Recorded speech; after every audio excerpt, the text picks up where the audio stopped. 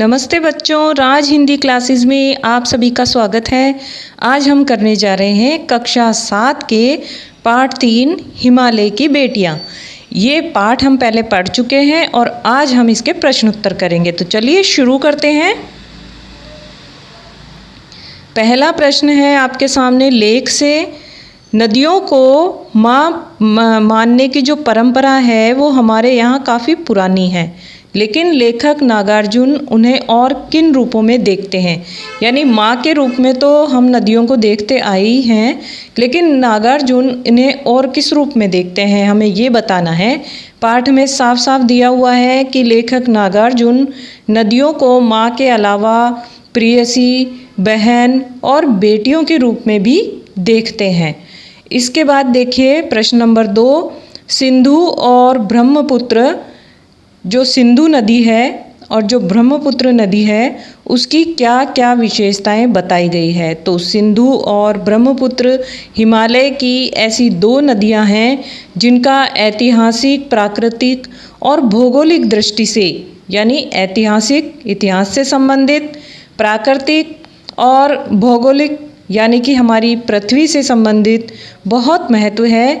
यह बड़ी नदियों में से है। इनका जो रूप है वो बहुत विशाल, विराट और लुभावना है। तो ये सारी विशेषताएं हमें सिंधु नदी और ब्रह्मपुत्र नदी में बताई गई हैं।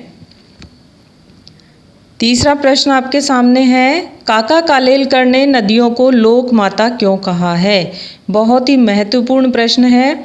नदियाँ माँ के समान मानव के लिए कल्याणकारी और भरण पोषण करने वाली होती है।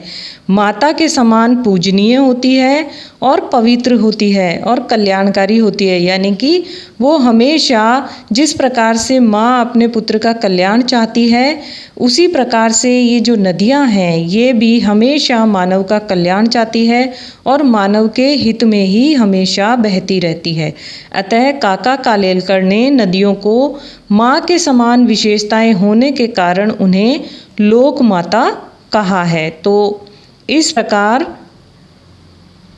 चौथा प्रश्न, हिमालय की यात्रा में लेखक ने किन किन की प्रशंसा की है। तो हिमालय की यात्रा में जब लेखक गए तो उन्होंने वहाँ पर नदियों, बर्फीले पहाड़ों, हरी भरी घाटियों, देवदार, चीड़, चिनार, सफ़ेदा आदि जो पेड़ हैं वो और हरे भरे जो जंगल है वहाँ के, उनकी और महासागरों की प्रशंसा उन्होंने की है। आगे देखो, लेख से आगे के अंदर आपके पहला प्रश्न है, नदियों और हिमालय पर अनेक कवियों ने कविताएं लिखी हैं। उन कविताओं का चयन कर उनकी तुलना पाठ में निहित नदियों के वर्णन से कीजिए। तो आप इसे इंटरनेट पे भी सर्च कर सकते हैं। नदियों से संबंधित, हिमालय से संबंधित बहुत सारी कविताएं आपको मिल जाएंगी। और अगले ही प्रश्न में हम एक कविता और करने जाएंगे जो कि आप देखेंगे और पढ़ेंगे। इसके अलावा आप भी इंटरनेट से या किताबों से, अपनी लाइब्रेरी से अनेक कविताएं ढूंढ सकते हैं और इस प्रश्न के उत्तर में आप उनका वर्णन कर सकते हैं। तो देखिए आगे दूसरे प्रश्न में, गोपाल सिंह नेपाली की कविता हिमालय और हम, और रामधारी सिंह दिनकर की कविता है हिमालय, तथा जयशंकर प्रसाद की कविता हिमालय के आंगन में। इनको पढ़िए और तुलना कीजिए। तो आज हम आपके सामने गोपाल सिंह नेपाली जी की जो कविता है हिमालय और हम, वो पढ़ेंगे और उसी को हम तुलनात्मक रूप से नागार्जुन के जो निबंध है उससे देखेंगे कि दोनों में क्या अंतर है। तो देखो, गोपाल सिंह नेपाली की कविता हिमालय और हम। इतनी ऊंची इसकी चोटी कि सकल धरती का ताज यही, पर्वत पहाड़ से भरी धरा पर केवल पर्वत राज यही, अंबर में सिर पाताल चरण मन इसका गंगा का बचपन, तन वरण वरण मुख निरावरण इसकी छाया में जो भी है, वह मस्तक नहीं झुकाता है, गिरिराज हिमालय से भारत का कुछ ऐसा ही नाता है। तो इस प्रकार से ये कविता गोपाल सिंह नेपाली की लिखी गई है और इस कविता का हम तुलनात्मक रूप से देखते हैं कि उपर्युक्त जो कविता है उसकी तुलना यदि नागार्जुन द्वारा लिखित निबंध से करें तो भाव यह निकलता है कि गोपाल सिंह नेपाली द्वारा लिखी गई कविता में कवि कहता है कि हिमालय धरती के सबसे बड़े पर्वतों में से एक पर्वत है और हिमालय धरती के ताज की तरह विराजमान है। जिस तरह हिमालय अपना सिर किसी के आगे नहीं झुकाता, उसी तरह हम भी भारतीय भी किसी के आगे नहीं झुकते। तो इस प्रकार का भाव हमें इस कविता में देखने को मिलता है। और वहीं लेखक नागार्जुन ने अपने निबंध में हिमालय का वर्णन नदियों के पिता के रूप में किया है कि किस प्रकार से वो पिता के रूप में नदियों का पालन पोषण करता है। प्रश्न नंबर 3 में यह लेख 1947 में लिखा गया था। तब से हिमालय से निकलने वाली नदियों में क्या क्या बदलाव आए हैं। बहुत ही महत्वपूर्ण है बदलाव इनके।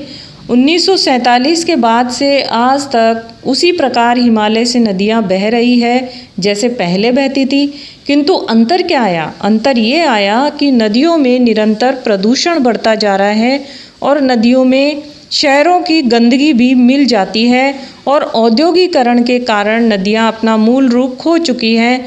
जैसे गंगा यमुना नदियां इसका बहुत ही महत्वपूर्ण उदाहरण है, जो पवित्र मानी जाती हैं। पहले बहुत साफ सुथरी हुआ करती थी, किंतु आज इनमें बहुत गंदगी हमें देखने को मिलती है।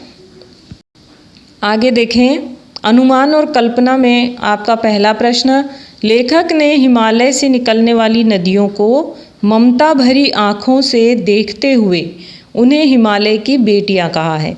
आप उन्हें क्या कहना चाहेंगे?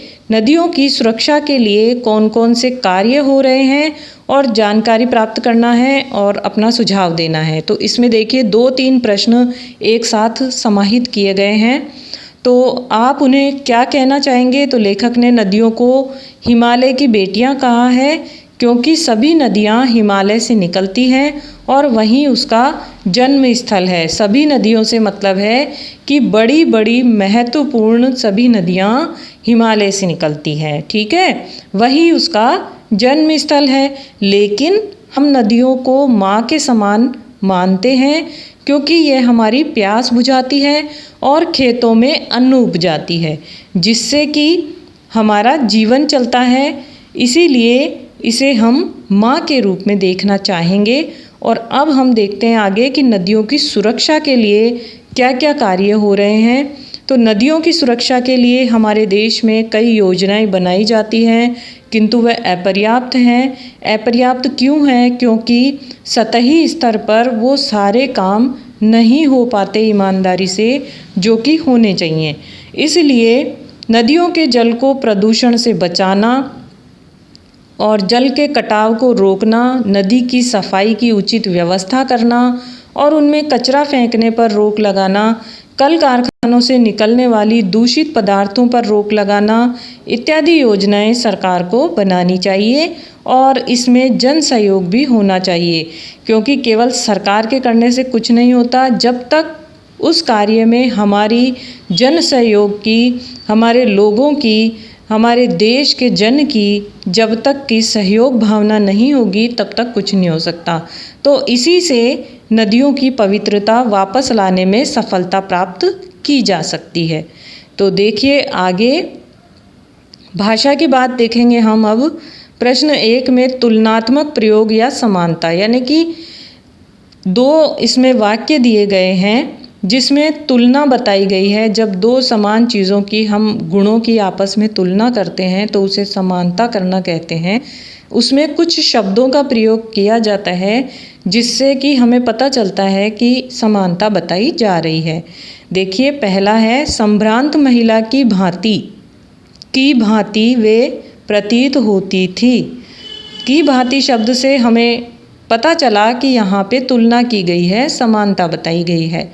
माँ और दादी, मौसी और मामी की गोद की तरह उनकी धारा में डुबकियाँ लगाया करता, यानी कि यहाँ पर माँ, दादी, मौसी इनकी गोद के जैसी ही गोद नदी की धारा की गोद को भी बताया गया है, यानी कि दोनों में तुलना की गई है। इसी तरह से अन्य पाठों से ऐसे 5 तुलनात्मक प्रयोग निकालकर कक्षा में सुनाइए और उन सुंदर प्रयोगों को कॉपी में भी लिखिए। तो आपको भी कॉपी में लिखना है। आपके जो अन्य पाठ हैं उनमें से इसी प्रकार के उदाहरण आपको छांट करके लिखने हैं। यहाँ हम कुछ देख लेते हैं। यह स्थिति चित्रा जैसी अभिमानिनी माजोरी के लिए ही कही जाएगी। दूसरा है, सचमुच दादी माँ चाप भ्रष्ट देवी सी लगी, बच्चे ऐसे सुंदर जैसे सोने के सजीव खिलौने, संध्या को स्वप्न की भांति गुजार देते थे।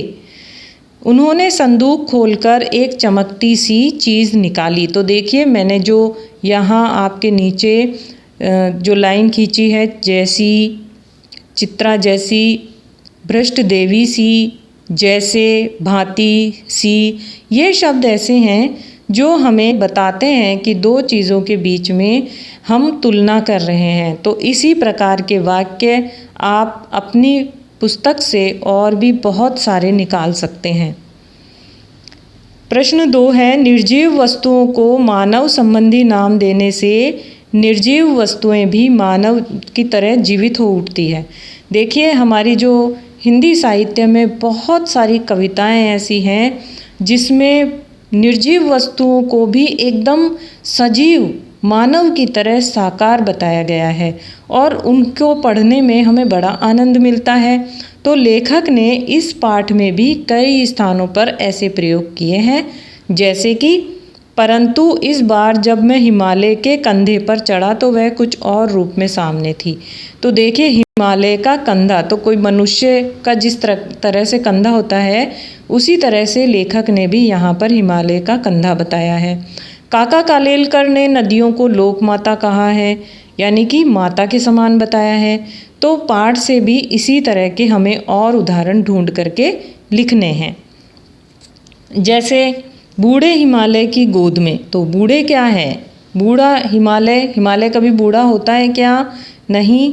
किंतु यहाँ पर हिमालय में मानव जैसे गुण लेखक ने बता दिए हैं।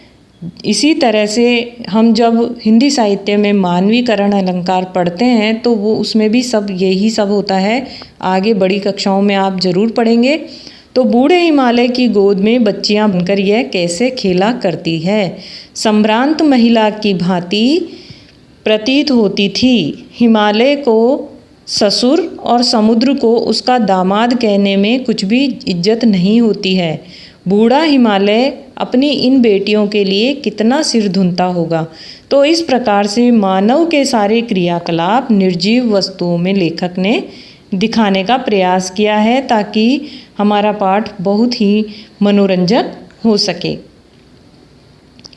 प्रश्न 3 में पिछली कक्षा में आप विशेषण और उसके भेदों से परिचय प्राप्त कर चुके हैं। हमने देखे थे विशेषण से संबंधित, और नीचे दिए गए विशेषण और विशेष्य को भी हमें मिलान करना है। ये देखिए, ये इधर आपके विशेषण दिए गए हैं और इधर आपके विशेष्य दिए गया है। विशेषण कौन क्या होता है? जब हम किसी व्यक्ति वस्तु की विशेषता बताते हैं तो वो विशेषण होता है, और वही वस्तु या व्यक्ति जिसकी हम विशेषता बता रहे हैं वो विशेष्य कहलाता है। तो यहाँ मिलान करना है हमको। देखिए संभ्रांत किससे मिलेगा? महिला से, संभ्रांत महिला। और चंचल नदियाँ, चंचल कौन है? नदियाँ, नदियों से मिलेगा। समतल आंगन समतल होता है। घना जंगल, जंगल से मिलाएंगे। और मूसलाधार वर्षा। तो इस प्रकार से आपको मिलान करना है विशेषण और विशेष्य को।